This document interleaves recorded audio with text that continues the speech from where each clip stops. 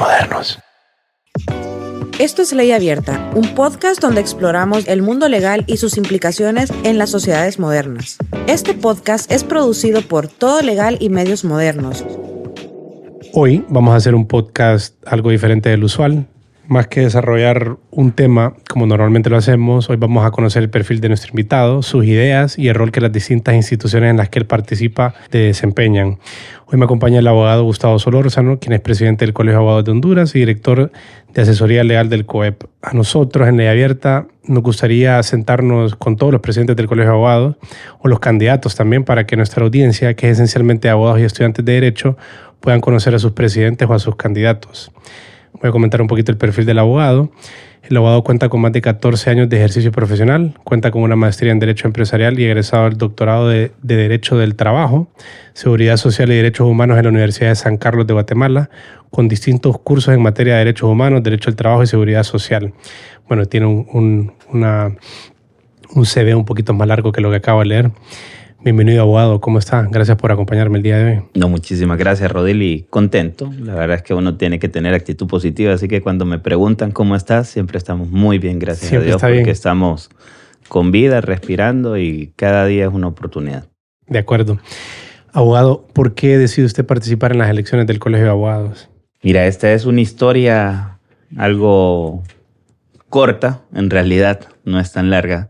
Hace 2 campañas, cuando participó el abogado Jorge Herrera, él me llamó, me buscó de hecho para formar parte del equipo de él e integrarme como candidato al Tribunal de Honor. En su momento, pues lo analicé, lo pensé y le terminé dando una respuesta positiva, y justamente porque tenía que valorar algunas cosas entre mi trabajo con el COEP, con el Consejo Hondureño de la Empresa Privada, también mi familia y lo que podía llegar a implicar.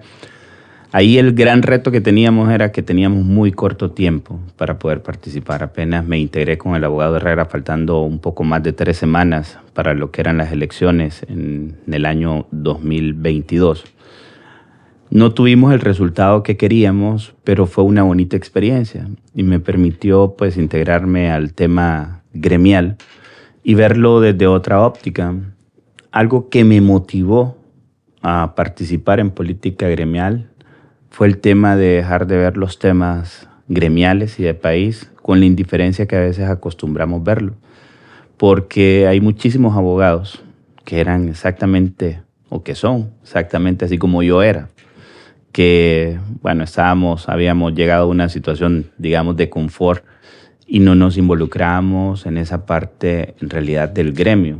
Y hoy yo lo valoro muchísimo y no me arrepiento de la decisión que tomé, porque nuestro gremio necesita justamente esa profesionalización. Después de haber participado, quedé integrando el Tribunal de Honor y fue una bonita experiencia el conocer el Colegio de Abogados desde adentro y entender también de que existen pues muchas oportunidades de mejora. Ahí y tenemos un potencial muy grande como gremio, como colegio, y la idea es poder trabajar en desarrollar oportunidades para todos. Justo en la mañana venía conversando también con algunos colegas directivos y estábamos conversando de ideas. Y lo que me ha gustado también es que hemos encontrado cierto nivel de armonía en cuanto a la manera de pensar a pesar de cualquier tipo de diferencia que tenemos. Y esto creo que nos va a colaborar muchísimo. Y al final el Colegio de Abogados es de todos nosotros. La idea de poder participar es darle otra cara al colegio, darle esa cara profesional, también limpiarla de lo que eran los aspectos partidarios, política partidaria, que en la cual había caído el Colegio de Abogados. Pues obviamente, como cualquier ciudadano, yo tengo pues mi partido político con el cual simpatizo, pero he tratado de ser lo más objetivo posible, de no mezclar la política partidaria con la política gremial y devolverle esa neutralidad al Colegio de Abogados de Honduras, que se entienda que no es del Partido Nacional, que no es del Partido Liberal ni del Partido Libertad y Refundación. El Colegio de Abogados tiene que responder a las necesidades del gremio y tiene que responder también a las necesidades de la sociedad hondureña. Así que esas han sido mis motivaciones.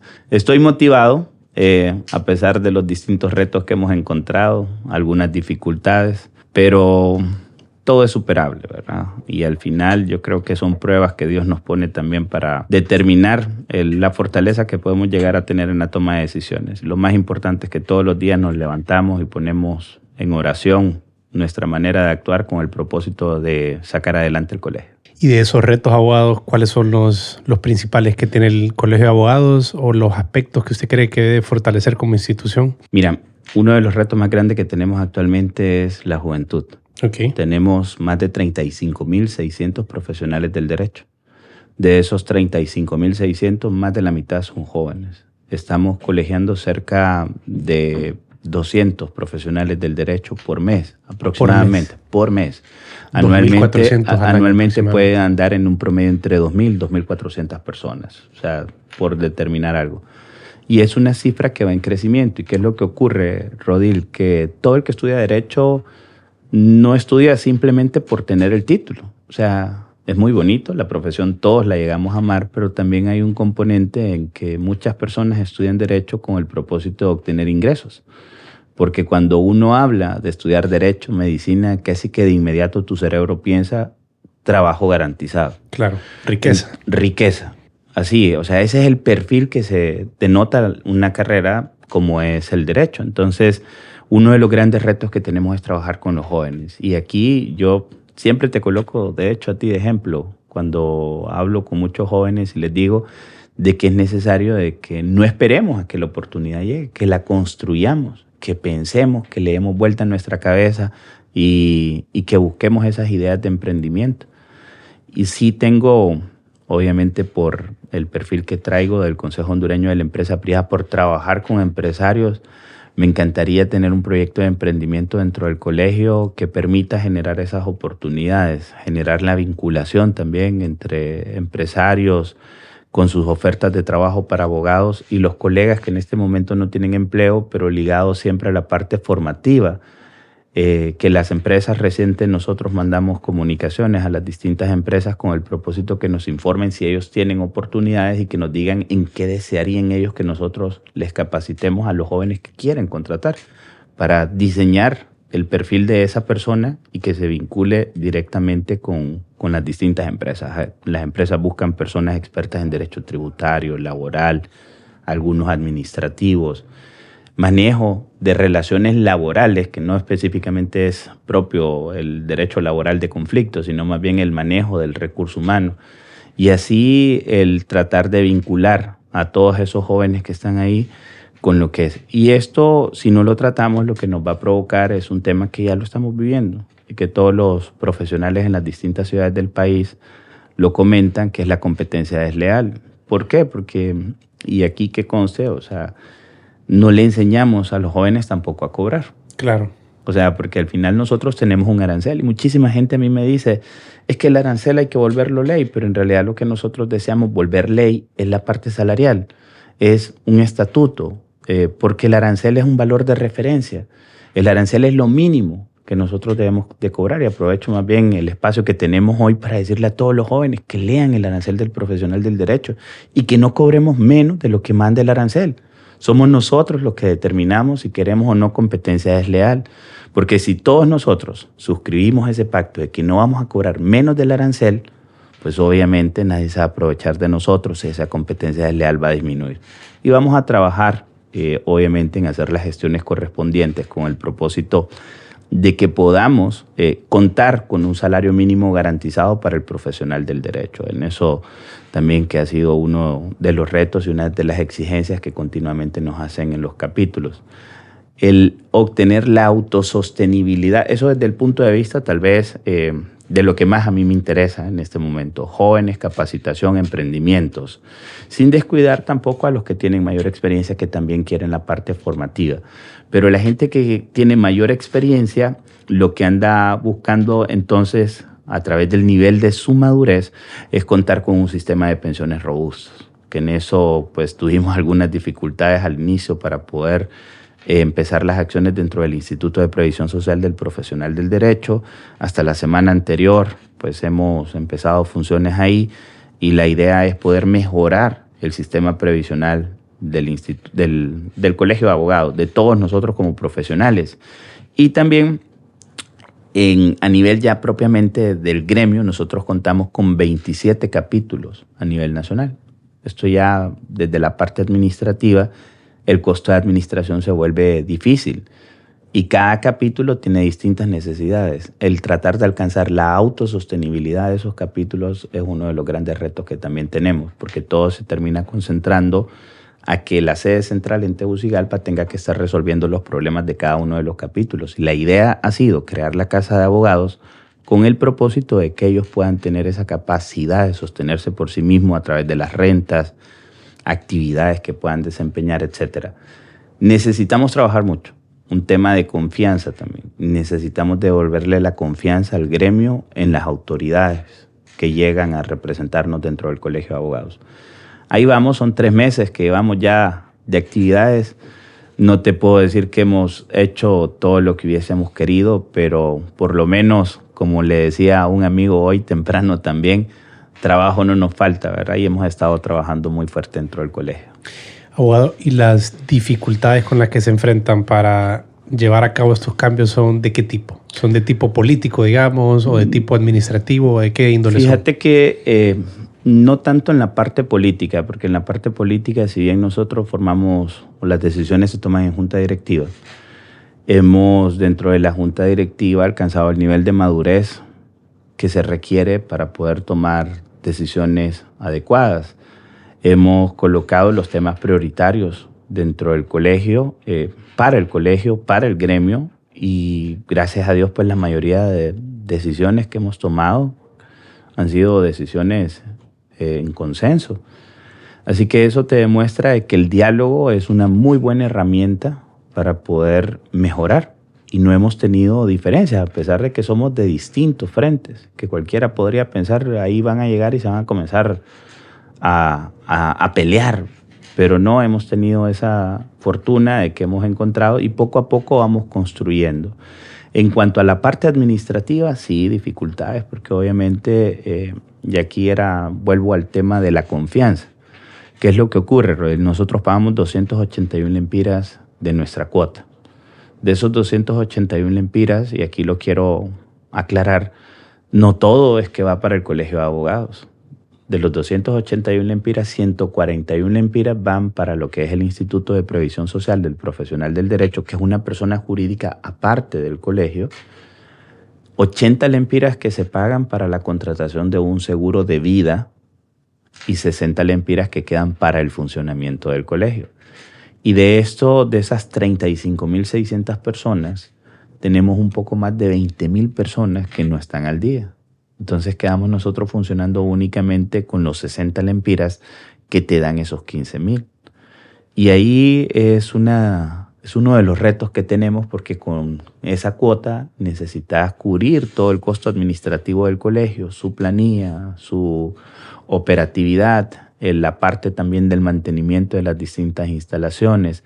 Me ha dado mucho pesar en algunos capítulos como por falta de mantenimiento, pues los capítulos se nos han ido dañando y pues al final son recursos que han estado invertidos. Entonces hay que ver la manera de cómo ser ingeniosos y darle pues vida nuevamente a esos capítulos. Yo sí creo muchísimo en el tema de las actividades, de las personas y del trabajo en equipo, así que las dificultades que hemos tenido más creo que han sido de tipo administrativo, no contar con la cantidad de recursos suficientes en este momento, pero ahí vamos trabajando. Ayer que teníamos una sesión de junta directiva aquí en San Pedro Sula, pues pudimos ver de que hemos mejorado en este primer trimestre que sacamos ingresos del 26%, egresos de un 20%, lo que te dice es que tienes un superávit de un 6%.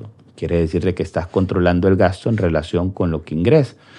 Hemos tratado de darle prioridad a lo realmente importante para que nosotros podamos solventar estos aspectos administrativos y darle una mejor atención, pues posiblemente en un futuro se tenga que analizar otras fuentes de ingreso para el colegio. Pero la gente necesita tener confianza y transparencia.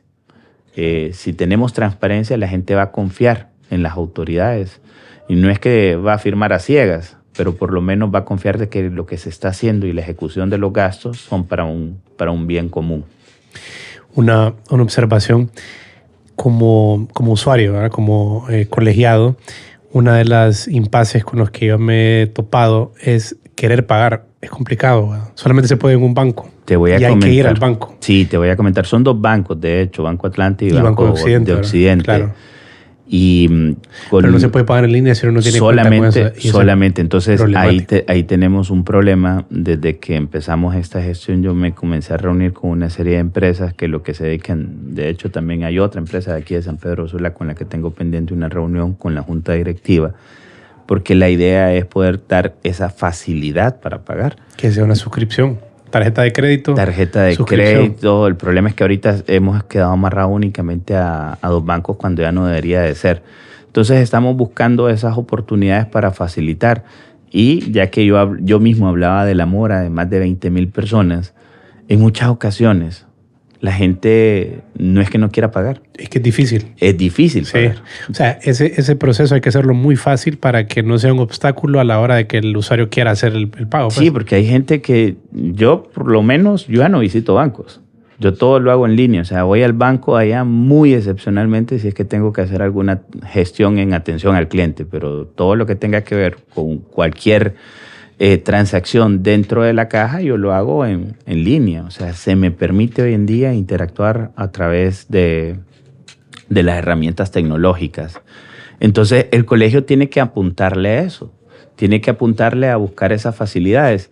2 bonitas experiencias hace 2 semanas. Y esto es algo, yo soy una persona que sí cree muchísimo en el tema de atención al cliente y el respeto a la persona. Para mí ahí son parte de las claves del éxito. Y hace 2 semanas lo que hicimos es, nosotros no podemos estar esperando que el pescado venga a la mesa. Hay que ir a buscar el pescado. Y fuimos y nos instalamos en el Ministerio Público en Tegucigalpa. Increíble, la gente llegó porque son centros en donde los usuarios son abogados.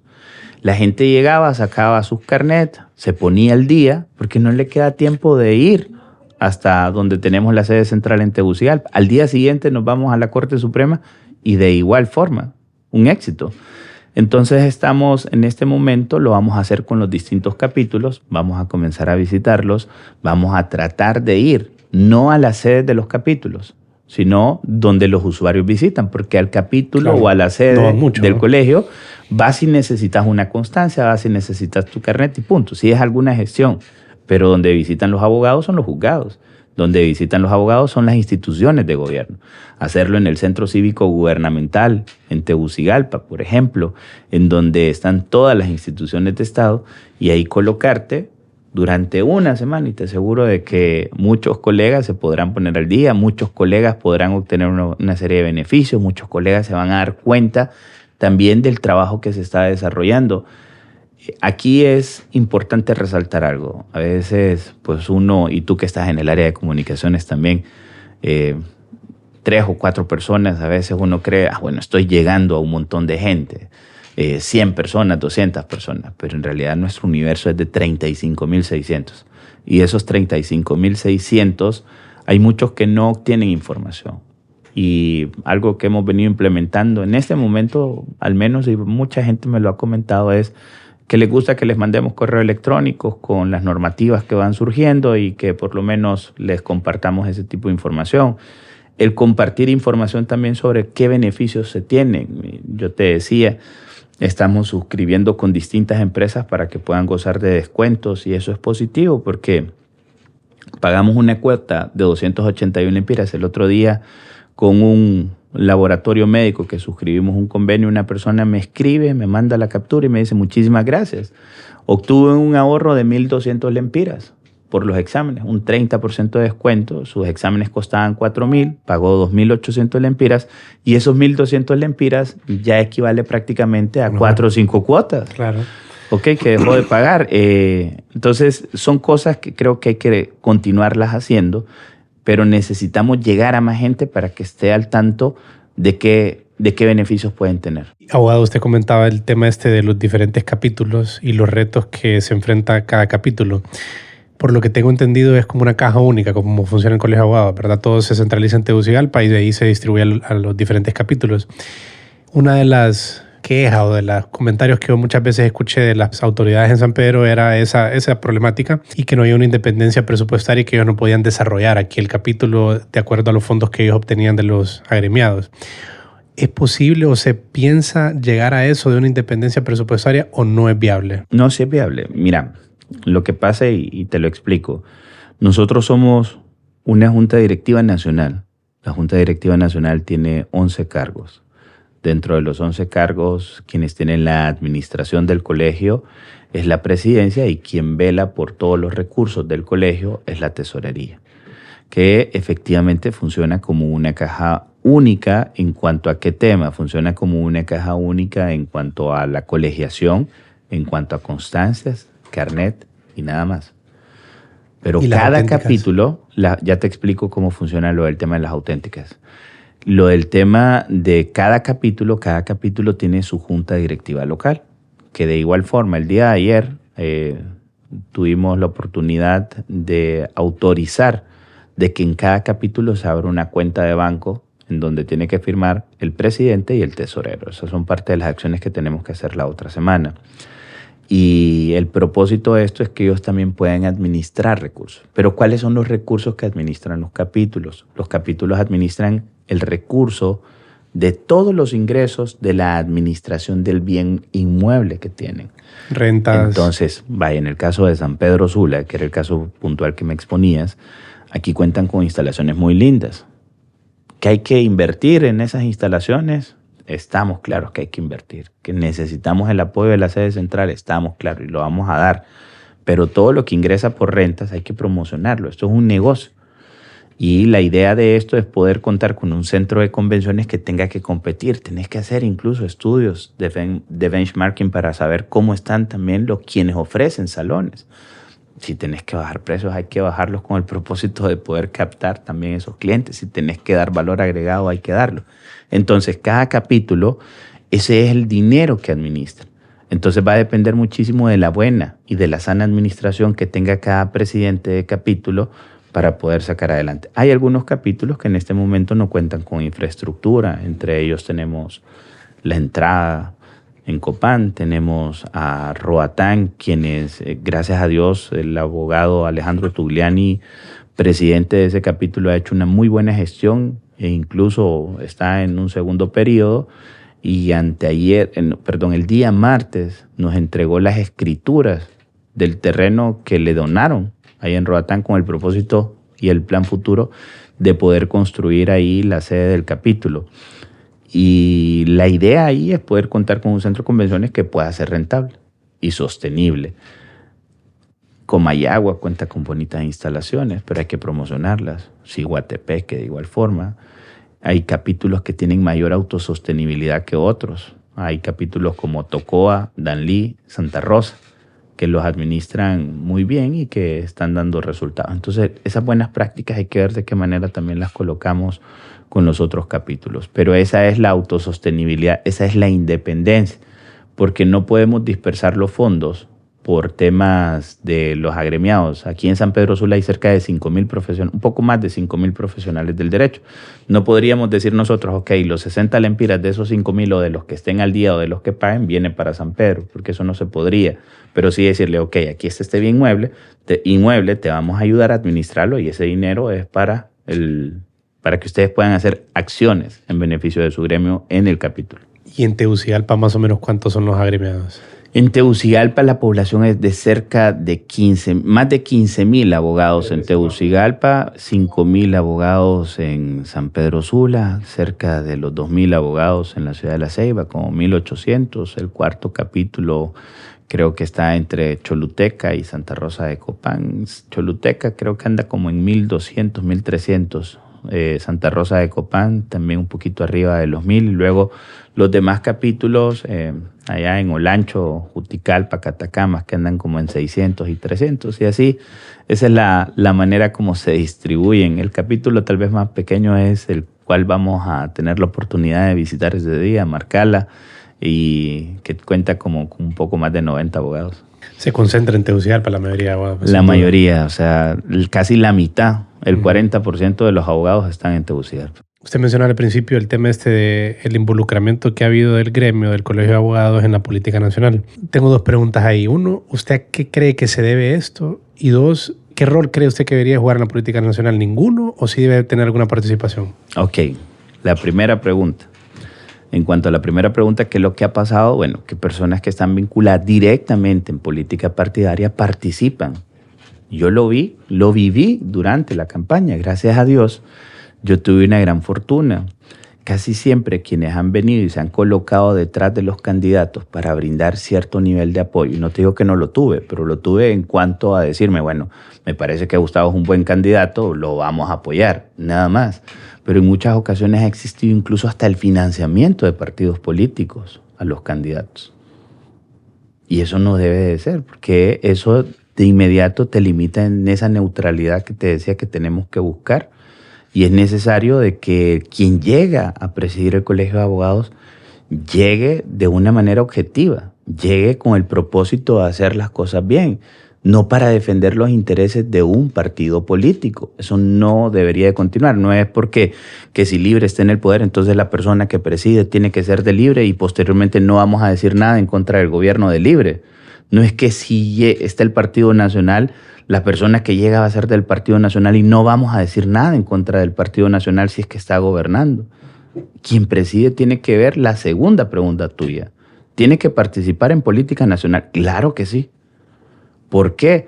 Porque es uno de los colegios profesionales más importantes en nuestro país.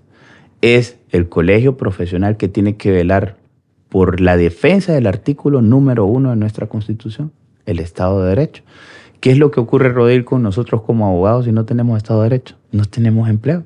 Punto. Entonces sí tenemos que participar y además que tenemos una responsabilidad y siempre lo dije durante el proceso de campaña.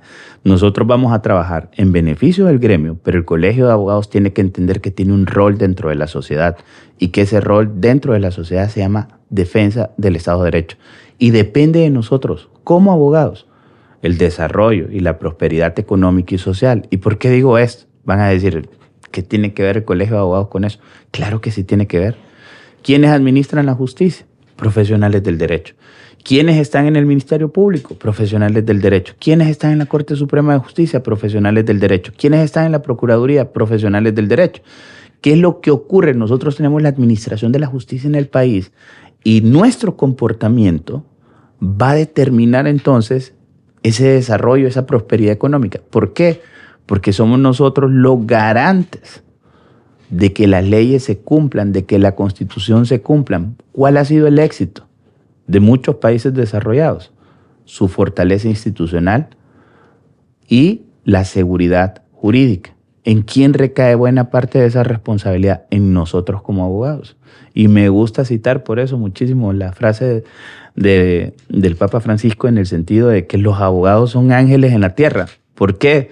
Porque sí, a nosotros nos toca ser guardianes de esa sociedad con las normativas que nosotros nos hemos creado y ojalá que todos los abogados pues dejaran ese tema a veces discrecional de cómo resolver las cosas y que cumpliéramos todos a cabalidad tanto la Constitución como la ley. Sí, o sea, el partido político del colegio es el Estado de Derecho, ¿no? El partido político tiene que ser el partido político de todos los hondureños, una mejor sociedad. En el caso nuestro, pues en respeto de lo que son las normas constitucionales y las distintas leyes.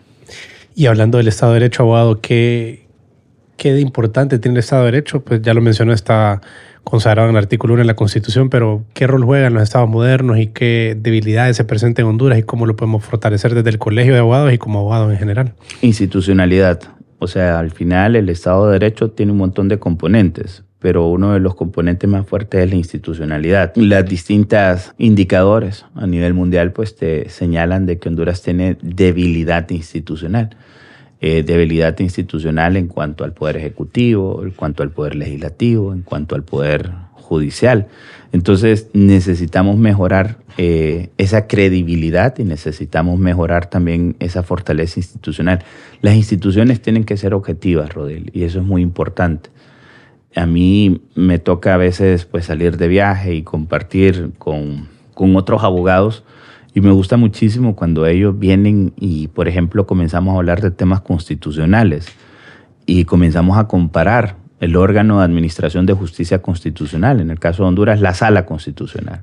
Si yo en este momento, te aseguro, pregunto si confiamos en las decisiones de la Sala de lo Constitucional, lo primero que me van a decir muchísimos abogados es, si no hay un componente político que te apoye, no se resuelve.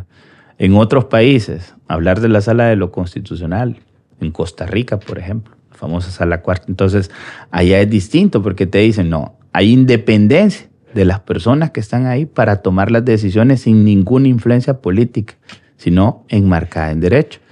Y esa fortaleza institucional es la que te va a permitir el éxito, es la que te permite también el control. ¿En qué sentido? De que la clase política deje de estar jugando con las leyes. Porque dicen, bueno, vamos a hacer esta reforma y de repente esa reforma violenta la Constitución, violenta otra normativa y es inconstitucional, les advierten. No importa, lo resolvemos en la Sala Constitucional después nosotros. Y todo le das un trasfondo político. Quiere decir que no tenés esa fortaleza dentro de las instituciones para defender lo que has creado. Y la clase política comienza a aprovecharse de eso. Eso, en mi opinión, muy particular, ¿verdad? Es parte de lo que debemos de trabajar desde el colegio. Ser críticos constructivos, en el sentido de que si hay algo en donde se ha equivocado, pues hay que señalarlo. Y siempre vas a tener pues, una respuesta. Va a haber un grupo que te va a apoyar y otro grupo que te va a rechazar lo que vos pensés. Pero con tal que nos enmarquemos dentro de la legalidad, yo creo que no hay que tener miedo a hacer las cosas. Honduras ocupa la posición 119 en el último ¿De cuántos? De 150, 150, Y Costa Rica ocupa la posición 29, ¿eh? Costa Rica es el segundo de América Latina después de Uruguay. De Uruguay, claro. Uruguay y Costa Rica tienen un fortalecimiento de sus instituciones muy grande. Son los países con menos conflictividad política. Sí. Y si agarráramos, por ejemplo, Centroamérica y lo hiciéramos un averaje, Centroamérica ocuparía la posición 95. O sea, estamos en el percentil de los más bajos. Y en el 95 porque nos ayuda muchísimo Costa Rica. El porcentaje de Costa Rica. Sí, si sacáramos a Costa Rica estuviéramos bien. Si metemos en promedio nada más a Nicaragua y Honduras, nos vamos hasta abajo, la cola. Honduras 119, Guatemala 111, El Salvador 108, Costa Rica 29, de lejos, ¿verdad? El mejor. Nicaragua 137 y Panamá 74. Entonces sí, sin duda Costa Rica es el que levanta ese número. Y mira esto desde el punto de vista de lo que te mencionaba. ¿Qué significa en ese indicador que nos refleja a nosotros? ¿Cuáles son los países que tienen mayor desarrollo económico y calidad de vida? Claro. Costa Rica y Panamá. Uh-huh. O sea, sí jugamos un papel importante y eso es lo que debemos de entender. Entonces, cuando me preguntas, ¿debemos de tomar partido político? Sí, en la defensa del Estado de Derecho. Claro que sí. Ese es nuestro partido político. Esa es nuestra bandera política. Defender las instituciones, defender la ley y la Constitución. Y en esta línea tenemos las instituciones, ¿verdad? Fortalecimiento de las instituciones, que es un problema bien difícil de resolver, sin duda. ¿Cómo se fortalecen las instituciones? Es una pregunta bien... No sé usted por dónde empezaría a resolver con carrera. Con carrera. Claro. Carrera de funcionarios públicos. Carrera de funcionarios públicos, carrera judicial, carrera en las distintas instituciones. Que no suceda que cuando hay cambio de partido se cambian a todos. La gente tiene que tener certeza de que las instituciones pueden cambiar, pero sus cabezas. Todo el cuerpo eso continúa trabajando exactamente igual. Y la gente, una vez que tiene eso, pues posiblemente va a cambiar la mecánica de cómo se hacían las cosas. Pero el que tiene la expertise y el que debe sacar adelante todo, pues son las personas que ya están trabajando ahí. Eso es exactamente igual que en instituciones. En el COEP existe eso. Existe un equipo de trabajo que se ha venido profesionalizando y que se fortaleció. Y son 44 personas nada más. Y esas 44 personas a veces yo quedo muy admirado porque pareciera que fuera el trabajo de cientos. Entonces, cuando yo entro al colegio de abogados, lo primero que les digo a todos los empleados, yo no vengo con ninguna visión de sacar a nadie. ¿Por qué? Porque yo respeto el tema, el trabajo. 2, lo único es que trabajemos todos de la mano y que trabajemos bien. Lo que va a cambiar tal vez es la dinámica de trabajo, la manera como hacer las cosas. Pero el fortalecer las instituciones tiene que ser importante. No es porque llegó Gustavo, entonces que vamos a darle vuelta y vamos a nombrar un montón de personas nuevas que de repente en esa curva de aprendizaje te cuesta. Lo mismo ocurre en el Estado. Vos no podés venir y jugar en instituciones tan sensibles como, por ejemplo, aduanas, Servicio de Administración de Rentas, que tienen IP. el Instituto de la Propiedad, que donde vos vas a venir y sacar Secretaría de Trabajo y Seguridad Social en toda la parte de inspectoría, que tienen que tener un conocimiento, que tienen que tener una carrera, porque si comenzás a colocar gente nueva, no es que no lo van a hacer bien, lo pueden llegar a hacer bien, pero en este caso van a tener una curva de aprendizaje que eso te va a tardar.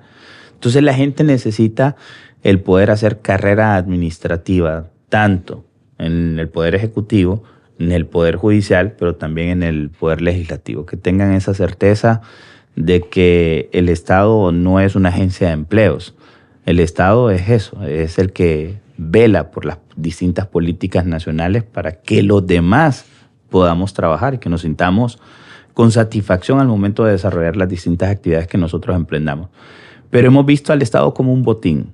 Hemos visto al Estado como la oportunidad entonces para poder emplear a todos mis amigos y de esa manera pues echarle a andar y dejamos de profesionalizar el Estado y eso es lo que nos ha venido debilitando. Abogado, y digamos la información pública, ¿verdad? Que es el conocimiento de las cosas que están sucediendo en el Estado, en otras o decisiones que se toman. Herramientas como Todo Legal y otro tipo de herramientas de esta índole, ¿qué rol juegan para ustedes? ¿Es importante fortalecer este tipo de actividades y que más gente conozca la información? Sí, ¿usted qué piensa de eso? Es correcto, necesitamos que la información llegue a la gente. Lo único que hoy en día la manera como llega la información tiene que ser fácil. Ya nadie se para a leerte pues un comunicado de 5 o 10 páginas. La gente sí te va a ver un TikTok de 20 segundos. La gente sí va a tener herramientas como Todo Legal para facilitarles la comunicación. Es necesario, nosotros los abogados somos complejos, porque nosotros los abogados pues obviamente nos toca estudiar textos legales, pero hasta para eso también es necesario ver la manera como se facilita la información.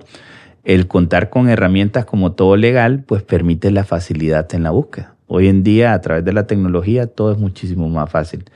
El tema de acceso a la información, pues es un derecho humano. Y ya no digamos cuando lo llevas a un nivel también de especificidad, como es el caso de las herramientas legales con las que contamos. ¿Y usted cree que, porque una de las cosas que nosotros miramos bastante valiosas en Todo Legal es que somos una institución privada? Entonces, de alguna forma independiente, velamos por la información, versus cuando es solamente el Estado quien comparte la información, puede ser peligroso, porque el Estado puede cambiarlo de acuerdo a sus intereses. ¿Usted cree que es importante que empresas privadas participen de esta actividad o que únicamente sea reservado para el Estado? No, yo creo que hay espacio para todo. Lo importante es que las cosas se hagan con objetividad, Rodil, porque si la empresa privada vela por el cumplimiento es porque tiene estándares normativos que cumplir a lo interno, sus propias políticas y también en el respeto de la información. Y el Estado, pues obviamente es el que tiene toda la autoridad y las fuentes oficiales siempre van a ser las del Estado.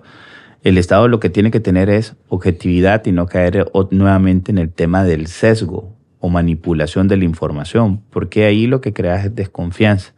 Ahí lo que creas nuevamente es que la gente ya no crea en lo que se está publicando. Y hablando un poquito de tecnología, ¿usted cómo cree que va a cambiar el rol del abogado en el futuro con todas estas herramientas como ChatGPT o con tecnología? ¿Y cómo deberían de ir pensando los abogados en función a eso? Vos no sabes cómo uso yo en realidad ChatGPT, ¿verdad? O sea, me sirve un montón. Y el otro día, y te llamé justamente ese día, ¿verdad? Que estaba también con un desarrollador ahí de inteligencia artificial en un tema legal, en donde es muy parecido a ChatGPT, en donde le colocas, por ejemplo, o sea, a través de la inteligencia artificial solo le das los parámetros y ya puedes hasta obtener escritos, hasta resoluciones, bajando toda la información. Hay que tener siempre cuidado porque aunque sea inteligencia artificial no puede sustituir el razonamiento que a veces podemos tener nosotros como profesionales del derecho, pero es una herramienta que te facilita. O sea, la inteligencia artificial va a llegar a solucionar un montón de cosas, pero también a desplazar. Entonces, ¿qué nos demanda esto? Nos demanda a tener que estar en ese mundo también moderno, tratar de ir avantes y de la mano, porque el que no avanza con la tecnología se va quedando rezagado y en ese mismo sentido, pues sus oportunidades también se van a quedar bastante limitadas, porque es la manera como se está moviendo el mundo hoy en día. Imaginémonos un poco, ChatGPT o herramientas de estilo ChatGPT muy precisas, con información legal, de acuerdo a la normativa de cada país, emitiendo resoluciones, escritos, etcétera. ¿Qué rol jugaría el abogado ahí? Yo siempre me hago la pregunta, ¿cuál va a ser el rol de él? Pero el rol del abogado ahí en ese caso va a ser si efectivamente la verificación. De que se está comportando. Al final, ¿qué es lo que te va? ¿Cuánto tiempo nos podemos tardar nosotros en la redacción de un escrito? ¿Ok? A veces nos podemos tardar días. ¿Cuánto tiempo se tarda un juez en una resolución, en emitirla? Tiene que revisar, etcétera. A través de la inteligencia artificial lo que te lograría es reducir tiempos. Y no es que vas a desplazar por completo al profesional del derecho, porque al final lo que te va a ahorrar tal vez es toda esa parte mecánica en donde tenés que redactar. Y a través de la herramienta lo que te va a permitir es contar con un primer borrador y posteriormente en el proceso de verificación el juez o quien le toque resolver, pues ya va a tener un parámetro estándar. Porque eso también es muy importante, va a tener una estandarización de la manera como se están resolviendo y únicamente conforme lo que haya conocido durante el proceso o del caso en específico, pues tal vez establecer alguna. Entonces, tal vez a aquella persona que le toque emitir resoluciones, sentencias, etcétera, que antes se tardaba 10 días en emitirla, hoy posiblemente en esos 10 días solamente se va a tardar 1. Así que creo que en cuanto a reducción de tiempos puede llegar a ser algo positivo y siempre el abogado tiene que estar ahí por lo que te decía. Al final, si bien lo que hace una herramienta de inteligencia artificial, sea cual sea, es descargar la información conforme los algoritmos, los parámetros que nosotros le demos. Y va a descargar toda esa información, pero siempre va a tener un margen grande de error porque te está descargando todo al mismo tiempo. Y al final le va a corresponder al abogado, que es el que ha venido estudiando todo el proceso, durante el proceso, el caso en específico, pues establecer si esos parámetros en realidad están bien dados o no. Creo que el impacto de este tipo de herramientas en la profesión legal es y no es negativo, pues, sino que nada más es algo a lo que nos vamos a tener que adaptar. Exacto. Y conocerlo y explorarlo. Sí. Nosotros tenemos que ir hacia eso y es algo que yo le digo siempre a los jóvenes con los que nos reunimos. Nuestro deber no solamente es estudiar Derecho, es que estudiar Derecho, sí, claro que sí, pero hoy en día el profesional que triunfa no es el que más sabe de determinada materia, es el que tiene competencias y habilidades. Sí. Y el que sabe vender también. Claro. Que creo que esa es una carencia que tenemos muchos abogados que no nos enseñan a vender y todo el proceso de cómo tratar a un cliente y cómo... Y nosotros somos servicios. Y somos servicios, claro. Así que dentro de los servicios, el servicio al cliente es importante. El poder decirle a la gente qué es lo que vos le ofreces, cuál es tu valor agregado. Claro. Y en qué consiste el servicio que le voy a entregar y en cuánto tiempo y todo eso que implica... Eso, fíjate que me decís, es muy importante y también un consejo para los jóvenes. El tema... Siempre hacer un contrato y la responsabilidad. Es increíble la cantidad de quejas que se reciben de muchos usuarios, de profesionales en donde buscan a un abogado y después el abogado dejó de contestar el teléfono. Sí. Desaparece como por arte de magia. Recibió el primer pago y después desapareció y todavía no estaba finalizado ni el pago ni terminó tampoco con el trabajo. Y ese tipo de cosas marcan la responsabilidad y la referencia. Como nosotros lo que hacemos es prestar servicios. Si yo digo, Rodil es un buen abogado y se lo digo a otra persona, esa otra persona es la que te va a ir a buscar por la referencia. Nosotros trabajamos de boca en boca. Esa es la mejor manera de poder vender los servicios nuestros, haciendo un buen trabajo. ¿Sigue trabajando usted en el COEP, abogado? Ahí estamos todavía. En este momento, pues, estoy gozando de una licencia que pedí sin goce de salario con el propósito de dedicarme durante 2 meses completos al colegio. Volveré hasta el 15, después del 15 de septiembre, retorno a las actividades otra vez. Siempre voy, ¿verdad? Siempre me vinculo con actividades, pero sin tener ese compromiso de estar ahí presente. Entonces, he afrontado el reto del Colegio de Abogados con mucha responsabilidad. Así como te decía, no es que gané y voy a dejarlo ahí tirado. Si gané, asumí una responsabilidad, gané una responsabilidad y esa responsabilidad la vamos a realizar con mucho esfuerzo, dedicación, entusiasmo, porque al final en esto uno siente también hasta cierto nivel de frustración a veces, ¿verdad? Sentís que estás avanzando y de repente un tope ahí y al día siguiente toca agachar tal vez la cabeza, pero al día siguiente otra vez animadito, así como andamos ahí.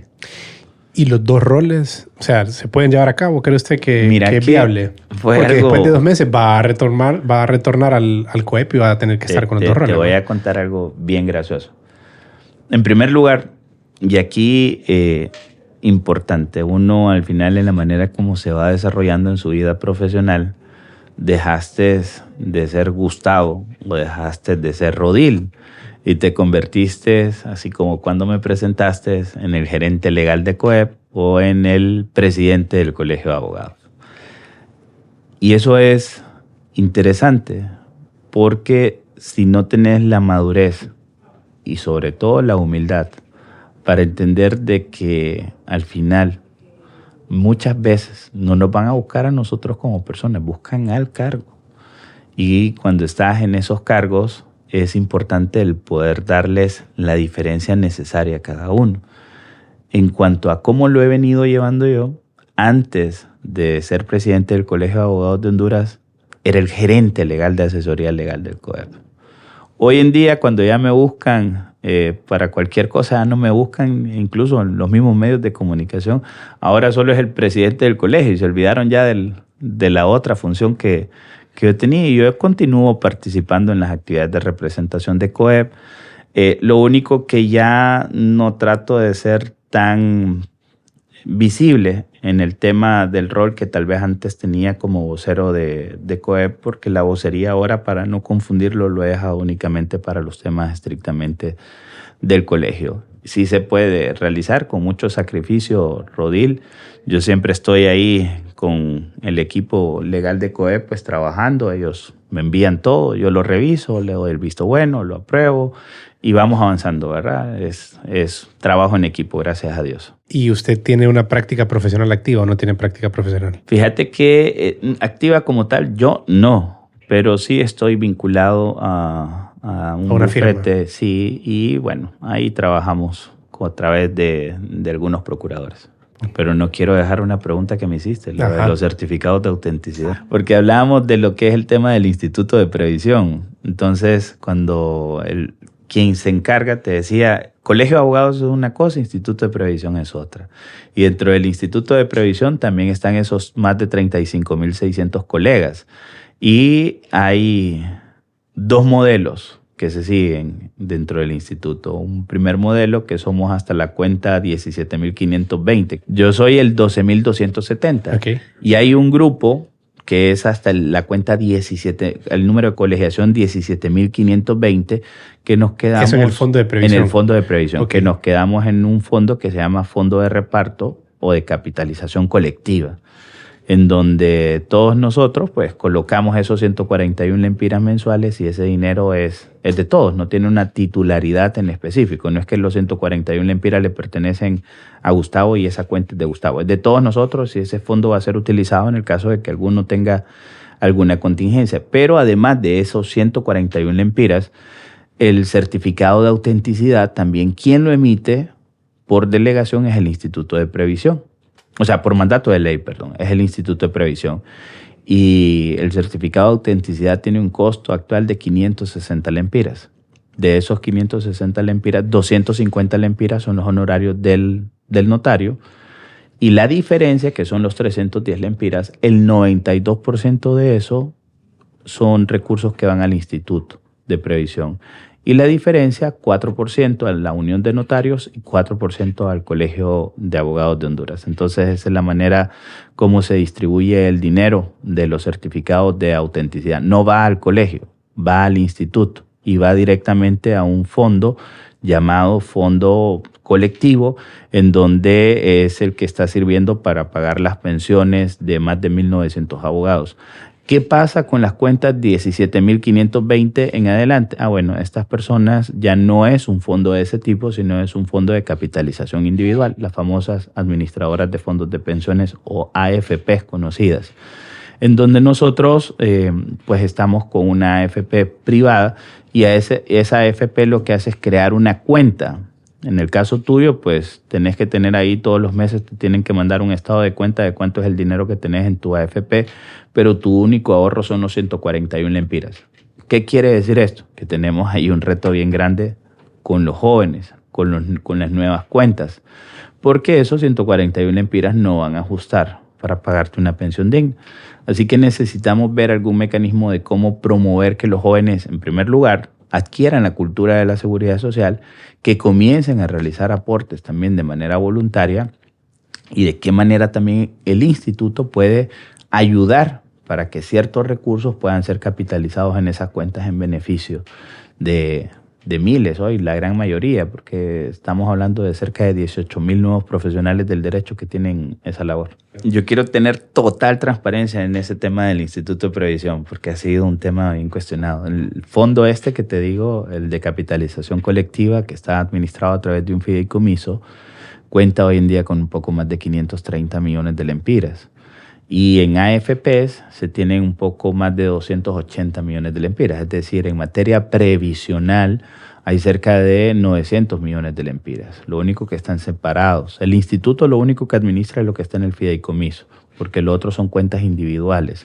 Es decir, el instituto cuenta con esos 530 millones de lempiras, pero aquí hay un reto, porque cuando uno habla en materia de previsión, tenés que entender de que esos son valores que tienen que ajustarte de manera proyectada hacia futuro para poder atender las necesidades de los que van ingresando también a la parte, a gozar de los servicios previsionales. Así que hay que hacer los estudios actuariales para darle sostenibilidad a ese fondo. Pero la mayoría de los ingresos van al instituto, no van al colegio. ¿Y el instituto cómo se administra el instituto? O sea, claro, porque también tiene un fondo, ¿no? Sí, es un fondo. O sea, el fondo... Básicamente el fondo se lo administran los fideicomisos en los bancos. Un fideicomiso. Ajá, pero entonces dentro del colegio se nombra una junta para el instituto. La ley manda, se hizo una reforma en el año 2013 que ya te manda cómo está estructurada su junta directiva. Te manda el artículo 80D de que presidente del colegio de abogados, quien preside el Instituto de Previsión, un representante nombrado por la Junta Directiva del Colegio de Abogados, un representante nombrado por el Tribunal de Honor y 2 representantes de lo que es la Asociación de Jubilados y Pensionados. Y esa es la Junta Directiva que se encarga de la administración de ese fondo. Perfecto, abogado. Muchas gracias por aclarar eso y gracias por acompañarnos. Esta es una producción en colaboración con Medios Modernos.